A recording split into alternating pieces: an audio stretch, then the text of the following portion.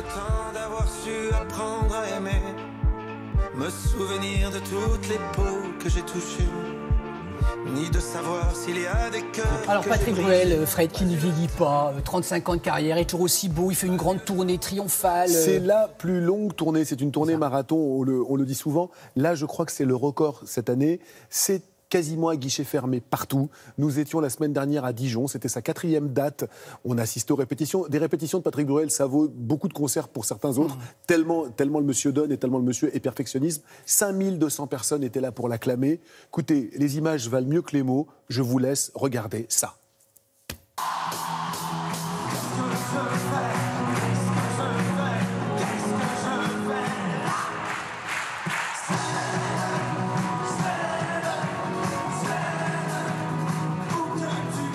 Patrick, on sent chez vous une véritable jouissance à être sur scène. C'est essentiel pour vous, ce genre de rendez-vous?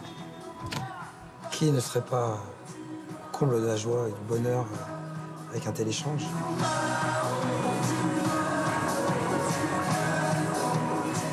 C'était une impatience folle de voir vivre sur scène ces chansons, les chansons de cet album. Quand on a composé Stand Up, on savait que ça deviendrait le soir même, on savait que ça serait une des chansons hymnes de cette tournée.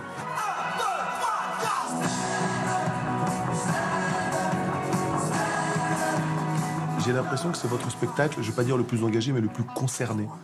Vous êtes totalement en écho avec ce qui se passe. Et dans ce spectacle-là, peut-être plus que les autres. C'est un album citoyen, c'est un album... Un spectacle citoyen aussi. Et donc le spectacle en découle. Mais comme vous le disiez, tous mes spectacles ont toujours tourné autour quand même de faits sociétaux assez importants. Mais peut-être que cette fois-ci, je dis les choses un peu différemment. Sur cette place de bougie, la République est de sortie. Ce soir, on sort. Lorsque vous voyez, comme ce soir, 5000 personnes chanter la Marseillaise avec vous, c'est quoi le symbole? C'est de montrer que la Marseillaise n'appartient pas qu'au Front National? Oui, bien sûr, la Marseillaise est l'hymne de tous les Français. Ce n'est pas uniquement l'apanage d'un mouvement d'extrême droite. Au départ, quand j'ai fredonné la Marseillaise à la fin de la chanson, je l'ai murmuré à la fin, comme ça les gens l'ont accompagné avec moi.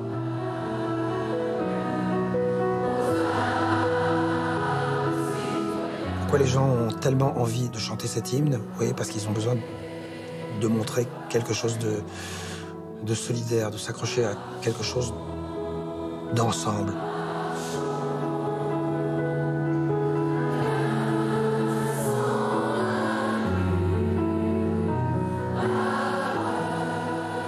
À propos du public, vous avez déclaré « La seule vérité, c'est que l'on est à la place où le public nous met, certainement pas à celle où l'on se met soi-même. » Aujourd'hui, selon vous, à quelle place le public vous a mis?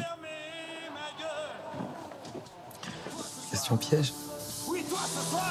En chanson, en art, il n'y a pas de premier. Il n'y a pas cette position. Bon, alors une semaine, un type vend plus de disques que d'autres, alors il est dans une liste, ou alors il passe plus à la radio. Non. Ce soir, dans la salle, il y a des gens qui aiment Stromae, des gens qui aiment Orelsan, il y a des gens qui aiment Lavilliers, il y a des gens qui aiment Barbara. On se partage, ce public, avec quelques artistes. On est dans le cœur des gens.